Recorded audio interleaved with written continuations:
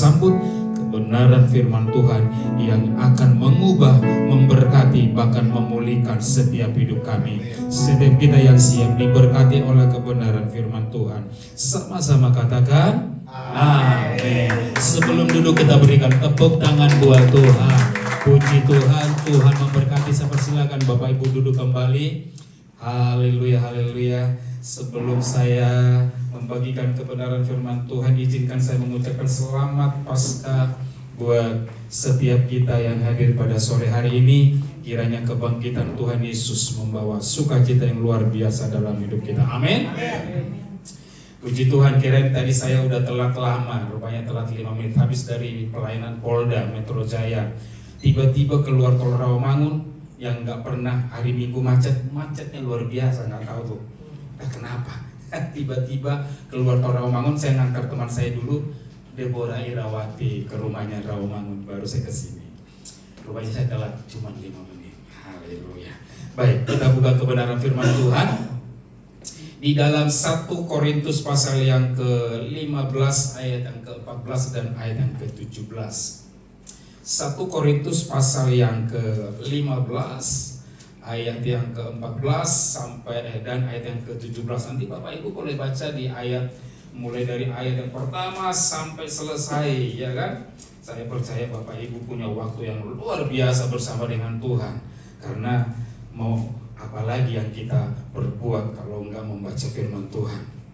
Nonton sinetron gitu-gitu aja. Buka status gitu-gitu aja statusnya. Nggak ada yang memberkati, nggak ada yang membangun. Lebih bagus kita baca firman Tuhan, hidup kita diubahkan, kita dapat kekuatan yang baru. Amin. Setuju dengan saya, kita berikan tepuk tangan buat Tuhan. Baik, saya akan bacakan, Bapak Ibu dengar, biar iman kita sama-sama bertumbuh. 1 Korintus pasal yang ke-15 ayat yang ke-14 dan ayat yang ke-17. Demikian firman Tuhan. Tetapi andai kata Kristus tidak dibangkitkan, maka sia-sialah pemberitaan kami dan sia-sialah juga kepercayaan kamu. Ayat yang ke-17, dan jika Kristus tidak dibangkitkan, maka sia-sialah kepercayaan kamu dan kamu masih hidup dalam dosamu. Sore hari yang berbahagia ini, jemaat Tuhan yang dikasihi Tuhan, saya akan berikan judul atau tema khotbah yang saya mau bagikan buat setiap kita adalah seandainya Yesus tidak dibangkitkan. Ya kan? Kita putar. Seandainya Tuhan tidak dibangkitkan, karena firman Tuhan juga berkata demikian. Nanti kita akan belajar kenapa sampai ada pernyataan, ada surat Rasul Paulus kepada jemaat yang ada di Korintus sampai berkata demikian. Berarti pasti ada penyebabnya dong. Nggak cuma hanya sekedar gitu, sadari tiba-tiba tertulis. Semua pasti ada sebab dan akibat. Nah, sebelum saya bagikan ada satu cerita gitu. Cerita ini adalah cerita sebelum hari Jumat, tepatnya sebelum Paskah. Nah, Yesus datang berkunjung ke tempatnya Yusuf Arimatea. Kuburan itu kan kuburannya Yusuf Arimatea dong, dipakai untuk mengubur Tuhan Yesus. Nah, Yesus berkunjung ke sana. Bahasa gaulnya gini, Sup, ya kan? Nah, kalau orang Jakarta panggilnya gitu kan, bukan Yusuf, Sup gitu ya. Sup, saya bisa pinjam nggak? Saya bisa pinjam nggak kuburanmu ini? Hari Jumat saya check in, hari Minggu saya check out. Singkat cerita, Yusuf Arimatea kasih dong, ya kan? Tuh juga nanti dibalikin kuburannya. Akhirnya Yesus check in, mati pada hari Jumat, check out, bangkit pada hari Minggu. Tepuk tangan buat Tuhan. Nah, kalau ada orang pinjam kuburan datang kepada Bapak Ibu, jangan kasih. Sebab enggak bakalan dibalikin. Karena hanya ada satu manusia di muka bumi, satu Tuhan, semua nabi, hanya ada satu pencipta langit dan bumi yang mati dan bangkit pada hari yang ketiga. Namanya siapa? Yesus. Sekali kita berikan tepuk tangan buat Tuhan Yesus yang luar biasa. Makanya saya bersemangat, bersuka cita melayani Tuhan Yesus. Nggak salah kalau anak saya ngikutin jejak papanya, jadi bekerja di kantor gereja, melayani, mendedikasikan hidupnya sepenuhnya kepada Tuhan. Yang paling ngotot, ikut-ikutan, melayani lagi. Wah, tapi bukan full time, masih sekolah soalnya, masih kelas 3. ini keluarga memang harus kita mendedikasikan hidupnya kepada Tuhan. Memang gak semua dipanggil untuk melayani sepenuh waktu. Ada orang-orang tertentu yang dipanggil melayani sepenuh waktu. Dulu saya melayani sepenuh waktu, tapi sekarang saya melayani sepenuh hati. Haleluya. Mau yang mana? Sepenuh waktu atau sepenuh hati? Dua-duanya, Pak. Haleluya. Nah, sore hari ini kita akan belajar kenapa sih Rasul Paulus menuliskan surat ini kepada jemaat yang ada di Korintus. Kan itu jadi pertanyaan. Seandainya Tuhan Yesus tidak dibangkitkan, apa yang terjadi? Kan gitu. Seandainya Tuhan Yesus tidak dibangkitkan, karena apa? Coba kita buka di dalam Matius. Ada dusta agama. Makanya sampai sekarang memang Alkitab ini luar biasa, sudah menubuatkan tentang kehidupan manusia sampai hari ini. Kenapa terjadi suap menyuap? Segala fakta bisa dibalikan, yang benar bisa jadi salah, yang salah bisa jadi benar. Karena ini udah ada. Coba buka di dalam Matius pasal yang ke-28. Dasar inilah makanya Paulus mengingatkan jemaat yang ada di Korintus. Matius pasal yang ke-28, berikutnya di situ dusta agama. Ketika mereka di tengah jalan, nah ini udah pada hari Minggu nih. Hari Minggu. Tiba-tiba kuburan Tuhan Yesus kosong, terbuka.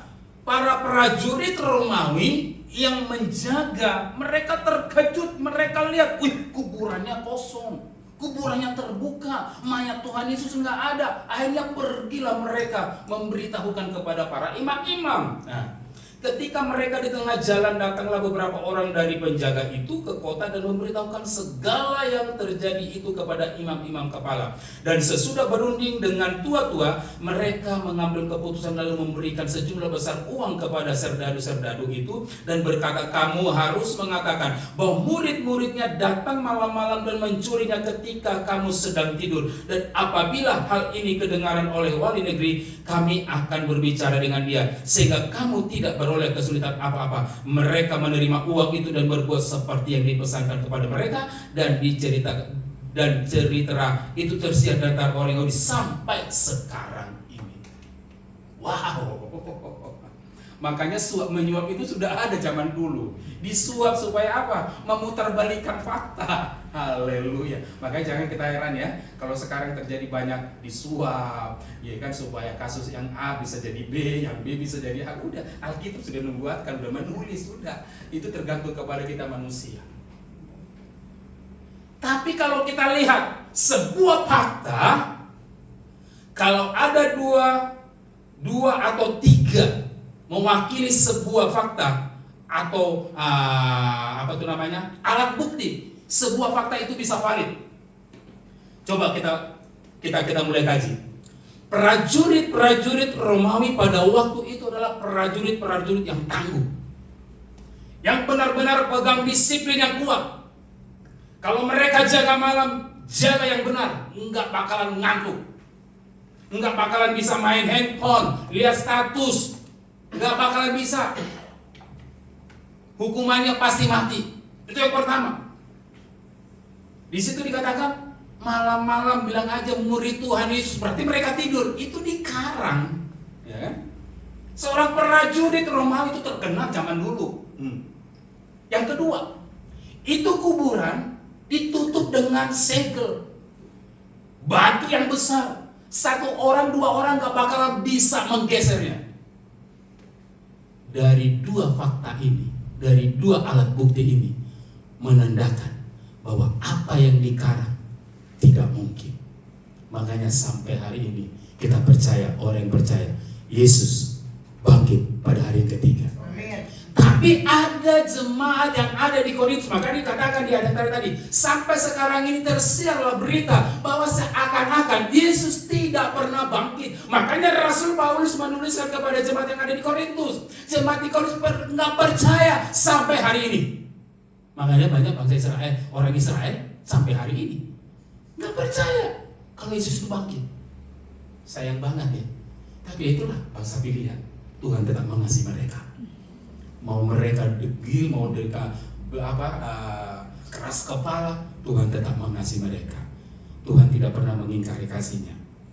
Kita bersyukur karena kemurahan, karena kedegilan bangsa Israel, kita memperoleh kesempatan untuk menerima janji Allah, kasih karunia. Amin. Nah, Alkitab menulis seandainya Yesus tidak bangkit. Sore hari ini saya ajak kita berandai-andai dulu. Seandainya saya lahir dari orang kaya, mungkin saya udah jalan-jalan.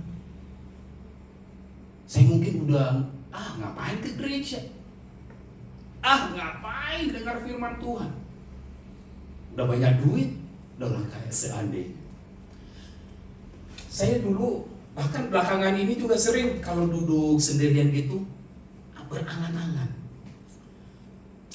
Kalau saya punya sesuatu, enak kali ya, akan gitu. Kan berandai-andai kan, seandainya. Kalau saya punya uang, mungkin ratusan juta. Wah, beli ini. Namanya berandai-andai. Jadi Bapak Ibu, berandai-andai, berpikir seperti itu. Lumrah, itu hal yang biasa kok. Nggak dilarang Alkitab kok. Nah, itu kan ibaratnya kan bermimpi ya kan. Nah, tapi bisa juga mimpi itu jadi kenyataan. Nah, ya kan. Makanya ini kan kenyataan sampai hari ini. Ada orang Israel yang nggak percaya kalau Yesus tidak bangkit, ya kan. Nah, tapi kita bersyukur Yesus tidak bangkit. Nah, Alkitab mencatat apa yang terjadi kalau seandainya Yesus tidak bangkit. Kita kembali ke dalam 1 Korintus pasal yang ke-15 tadi. Haleluya, semua diberkati Tuhan. Amin. Ayat yang ke-14, tetapi andai kata Kristus tidak dibangkitkan, maka sia-sialah pemberitaan firman Tuhan. Pak Bu, kalau Yesus tidak bangkit, kalau Yesus yang aku layani, kalau Yesus yang aku sembah, kalau Yesus yang membuat hidup saya berubah, yang tadinya tidak punya apa-apa sekarang punya apa-apa, yang tadinya mungkin hidup dalam dosa sekarang bisa melayani Tuhan. Kalau Yesus tidak bangkit, ngapain saya datang ke sini untuk memberitakan firman Tuhan? Ngapain saya jauh-jauh capek-capek keringat-keringatan kalau di Polda kan gak ada AC seperti ini. Kipas paling-palingan tadi, ya kan? Setiap bulan saya pelayanan ke sana. Kipas, keringat-keringatan, gak ada AC. Terbuka. Ngapain? Coba susah-susah memberitakan firman Tuhan, ngapain? Tapi karena saya sadar Yesus sudah bangkit dalam hidup saya. Sia-sia Pak, sia-sia Bu pemberitaan firman Tuhan seperti ini. Makanya di gereja di mana saya dikembalakan, di GBI Katsu, pengembalaan Katsu GBI Pak Niko, temanya kita adalah menyelesaikan amanat agung. Firman Tuhan berkata, pergi dan jadikanlah semua bangsa menjadi muridku dan baptislah. Itu artinya kan pergi, beritakan firman Tuhan. Kalau kita percaya bahwa Yesus sudah bangkit, pasti kita semangat melayani, memberitakan firman Tuhan. Tapi kalau kita nggak percaya bahwa Yesus tidak bangkit, ngapain? Buang-buang waktu, buang-buang tenaga, buang-buang hekten duit, ya kan? Tapi kita bersyukur Yesus sudah bangkit. Kita berikan tepuk tangan buat Tuhan. Yang kedua, Alkitab mencatat apa yang terjadi seandainya Yesus tidak bangkit. Sia-sialah ibadah kita. Ibadah kita bukan hanya berbicara tentang seperti ini. Ini adalah bagian dari ibadah. Tapi ibadah sesungguhnya seluruh hidup kita, sikap hati kita, pikiran kita, perkataan kita. Itulah ibadah kita sesungguhnya. Ibadah seperti adalah bagian kita memuji Tuhan, kita menyembah Tuhan, kita berterima kasih, kita bersyukur. Itu bagian dari ibadah. Tapi ibadah semuanya waktu kita keluar dari gereja, apa yang menjadi aktivitas kita, apa yang menjadi tindakan kita, apa yang menjadi perilaku kita, itu adalah menentukan sikap ibadah kita kepada Tuhan Yesus. Amin. Kalau seandainya Tuhan Yesus tidak bangkit, ngapain kita menjaga hidup benar-benar? Ngapain kita hidup dalam kekudusan? Ngapain kita hidup benar dalam kebenaran firman Tuhan? Enggak ada artinya. Tapi kita beruntung sebagai orang yang percaya kepada Tuhan. Waktu kita menjaga hidup kita benar di hadapan Tuhan, waktu kita hidup kudus, kita akan melihat perkenanan Tuhan turun. Kita akan melihat mujizat, berkat melimpah atas orang yang percaya. Tepuk tangan buat Tuhan.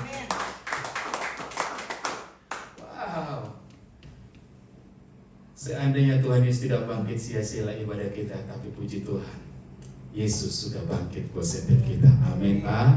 Amin. Yang berikutnya, Alkitab mencatat seandainya Tuhan Yesus tidak bangkit, sia-sialah kepercayaan kita dan kita akan tetap mati dalam dosa-dosa kita. Wow, kalau seandainya Tuhan Yesus tidak bangkit, kita ini masih berkutuk. Dosa perbudakan, terikat, terbelenggu. Firman Tuhan berkata, waktu kita percaya menerima Tuhan sebagai juru selamat, kita adalah orang-orang yang dimerdekakan, orang-orang yang bebas. Bukan berarti orang yang bebas itu bebas terhadap melakukan segala dosa, enggak. Tapi kita tidak diikat lagi dengan aturan-aturan kayak hukum Taurat lah, ya kan? Kalau kita mau mempersembahkan dosa harus potong ini, bawa korban ini, bawa korban ini.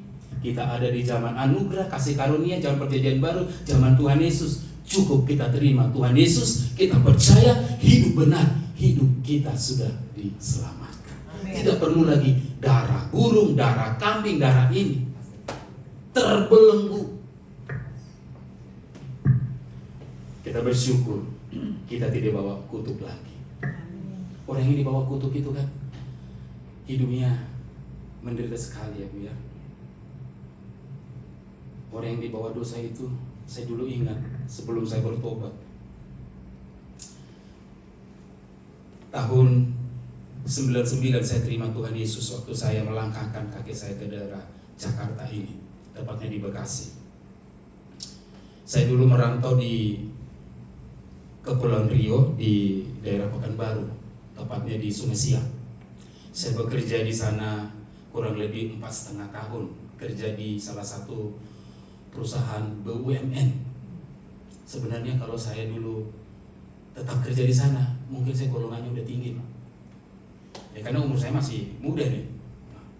Cuman karena namanya anak muda, nggak ada yang kontrol, jauh dari keluarga, udah dapat fasilitas rumah, dapat sekolah sembako namanya koperasi. Nah, itu bisa diuangkan. Nah, namanya anak muda ngapain? Nggak butuh beras, minyak goreng, nggak butuh itu. Kita bisa uang, ganti uang. Saya dulu di sana 4,5 tahun, tapi karena nggak ada yang ngontrol, semua dilakukan. Yang namanya masih anak muda, nggak mikir jauh ke depan. Semua dosa sudah dilakukan. Tapi puji Tuhan, waktu saya terima Tuhan Yesus, hidup saya rasanya merdeka. Beda sekali, beda banget. Sukacitanya melimpah. Wow, saya waktu dulu melayani itu, waktu pertama-tama terima kasih Tuhan yang kasih mula-mula, itu melayani nggak disuruh, pergi melayani. Tahu nggak caranya Pak Bu? Untuk kunjungan 3-4 kilometer, enggak bawa motor, jalan kaki, sama-sama anak muda. Wih, saya udah full timer di sini, cuman dulu masih di bawah pusat, bukan 1D. Jadi saya bisa melayani di rel lain, maksudnya jam 5. Jadi seluruh gaji saya, ayo kita minum es teh manis. Waktu kita terima Tuhan Yesus, kasih mula-mula Pak Bu, waduh itu rasanya, hidup kita rasanya bebas, merdeka, free untuk melayani Tuhan. Kita serahkan hidup kita sepenuh tenaga. Sekarang beda Pak Bu, jujur beda. Beda waktu saya melayani dulu, waktu masih kasih mula-mula dengan pelayanan sekarang. Beda banget, beda. Saya jujur.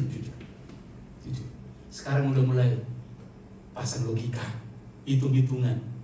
Kalau dulu, saya bertobat.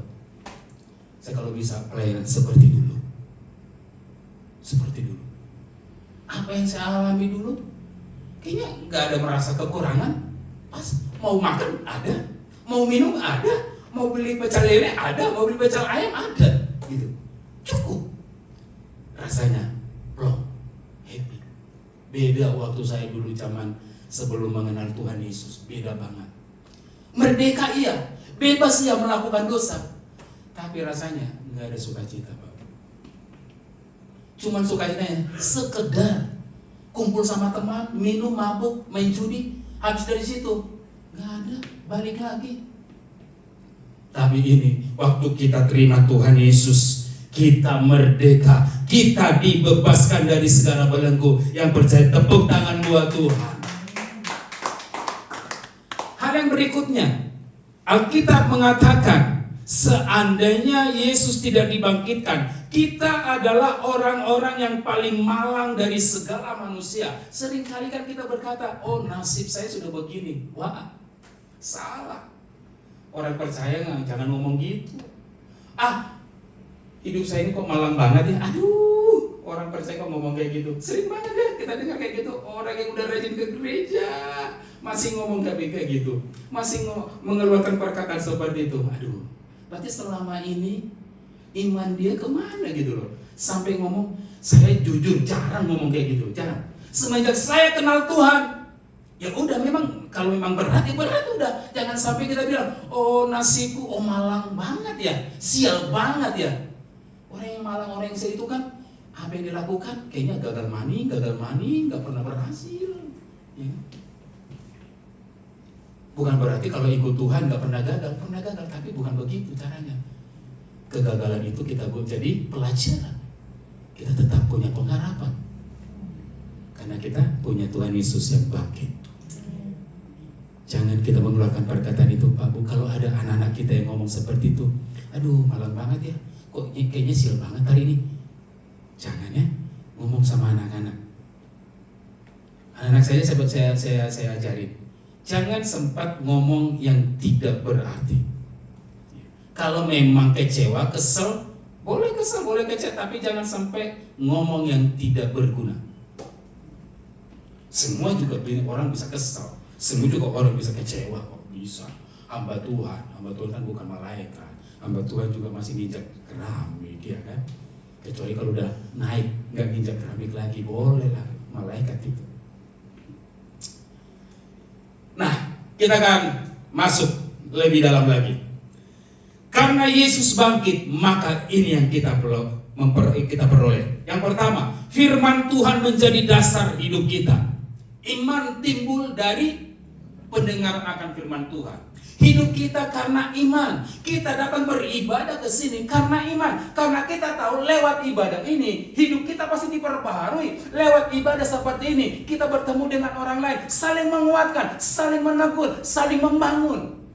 Karena kita beriman, oh pasti nanti saya di ibadah pasti dipulihkan. Saya nanti datang ke gereja pasti diberkati. Saya nanti ke gereja pasti disembuhkan. Pasti punya iman seperti itu.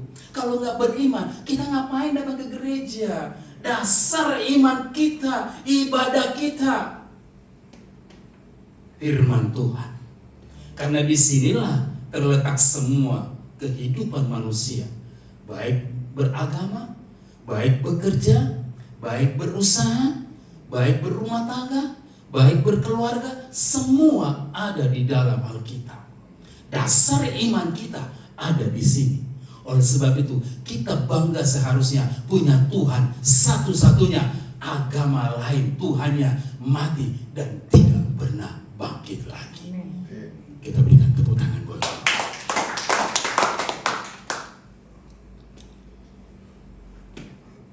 Yang kedua, ibadah kita tidak sia-sia. Itu tadi yang saya bilang. Ibadah kita seperti ini karena firman Tuhan berkatakan ibadah itu berguna baik buat tubuh kita maupun buat roh kita. Oleh sebab itu firman Tuhan juga berkata dalam Ibrani, jangan tinggalkan perkumpulan orang. Nah, makanya bawa jiwa-jiwa, bawa teman-teman, bawa keluarga untuk beribadah. Saya bersyukur anak saya melayani. Kebetulan istri saya masih di Malaysia, belum pulang. Ya, dia di sana beribadah. Semua kita beribadah. Yosua berkata, hari ini ambil sebuah keputusan, mau beribadah kepada Tuhan atau enggak. Karena lewat ibadah itu mendatangkan keuntungan apabila ibadah itu kita lakukan dengan sungguh-sungguh. Wow. Pak Bu, kita bersyukur ya. Apa yang kita lakukan, kita datang kepada Tuhan. Kalau kita buka sesuatu, kita tanya Tuhan. Karena kita sadar kan, kebangkitan Tuhan itu memberikan dampak yang luar biasa. Solusi, pencerahan, apalagi dikit-dikit tanya Tuhan aja. Dikit-dikit datang kepada Tuhan. Satu pengharapan akan masa depan, pengharapan yang kekal. Oleh sebab itu waktu kita bersusah payah, waktu kita menghadapi persoalan, waktu kita menghadapi masalah, waktu kita menghadapi sakit penyakit, ada pengharapan di dalam Tuhan. Pengharapan apa? Coba kita buka di dalam Matius pasal yang ke-6. Di sana dikatakan hal kekhawatiran. Pasal yang ke-6 ayat yang ke-31 sampai ayat yang ke-33. Boleh satu orang Pak Bu yang sudah dapat baca, bantu kita. Matius pasal yang ke-6.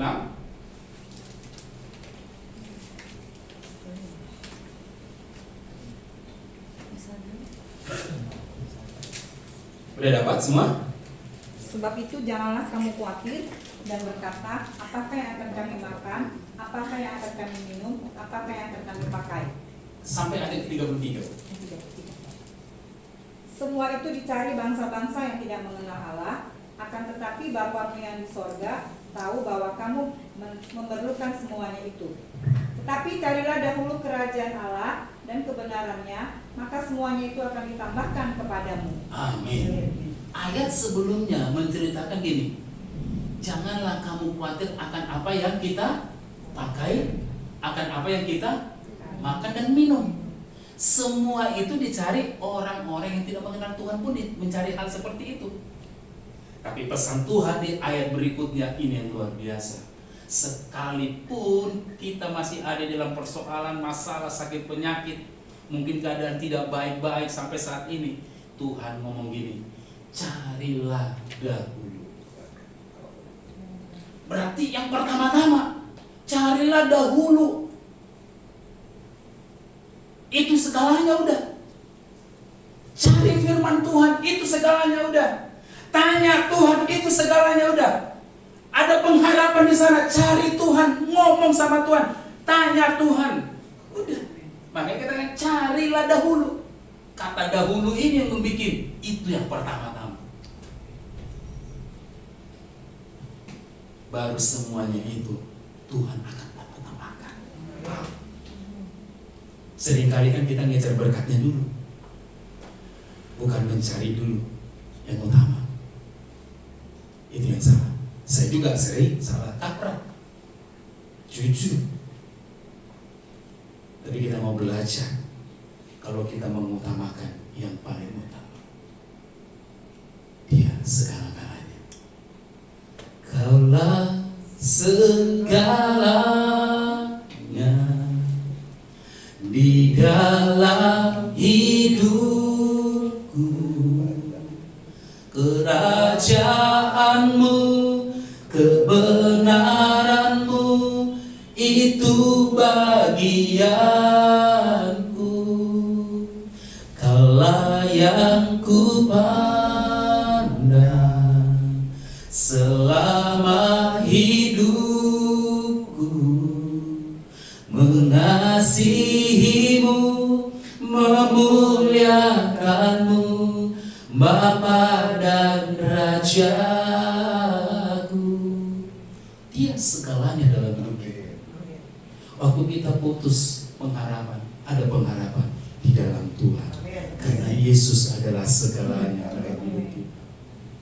Sekali lagi pesan saya, yuk kita mengutamakan Tuhan di atas segala-galanya. Bukan saya mengajarkan bekerja tidak boleh, mencari uang tidak boleh, berusaha tidak boleh, mengunjungi keluarga tidak boleh, bukan.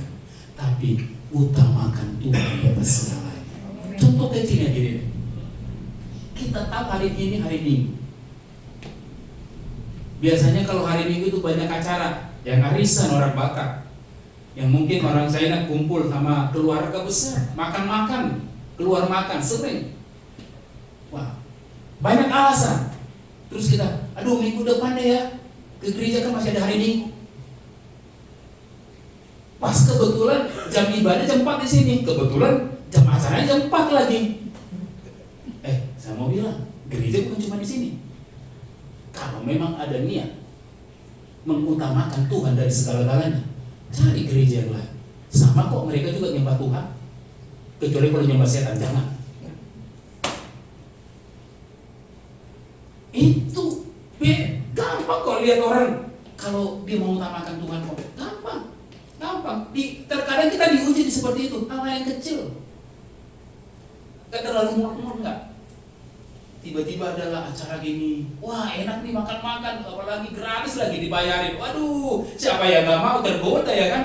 Oh izin dulu, aduh sorry ya, aku nggak bisa ikut ibadah hari ini. Kebetulan ada acara mendadak. Aduh, yang undang ini keluarga dari jauh, jarang-jarang ketemu. Oke, nggak apa-apa, jangan ikut sama keluarga. Nanti ke jam 7 pasti ada ibadah di tempat lain. Nggak ada Pak, jam 9 ada tempat lain. Sekarang tapi jam 9 ada, nggak ada. Jam 12 gereja setan. Kalau banyak alasan gitu Bu. Kalau kita mengutamakan Tuhan, percaya deh, percaya Tuhan yang akan berdaulat, Tuhan yang akan mengontrol seluruh hidup kita. Tuhan. Sampai hari ini saya melihat kebaikan Tuhan, penyertaan Tuhan. Jujur, kalau bukan Tuhan, mungkin, seperti tadi, seandainya, tadi puji Tuhan, karena Tuhan saya bangkit. Dia berdaulat atas hidup saya. Oleh sampai hari ini saya bisa berdiri, bisa ada di tengah-tengah Bapak Ibu. Yang terakhir ini, yang terakhir adalah karena Yesus bangkit, maka kita memperoleh hidup yang kekal. Wow, siapa yang mau hidup yang kekal? Coba angkat tangan. Siap-siap Pak ya, rumah duka. Enggak. Kadang kan kalau di rumah duka kan kita ngomong kayak gini. Ngomong sih gampang, tapi kan yang ngalamin kan keluarga, rasanya kehilangan orang yang dikasih kan, waduh, bukan gampang untuk menerima kenyataan yang ada, apalagi kalau tulang punggung. Kita ngomong gini, Bu, percaya di balik semua ini pasti ada maksud dan rencana Tuhan. Tuhan pasti, ngomong sih gampang.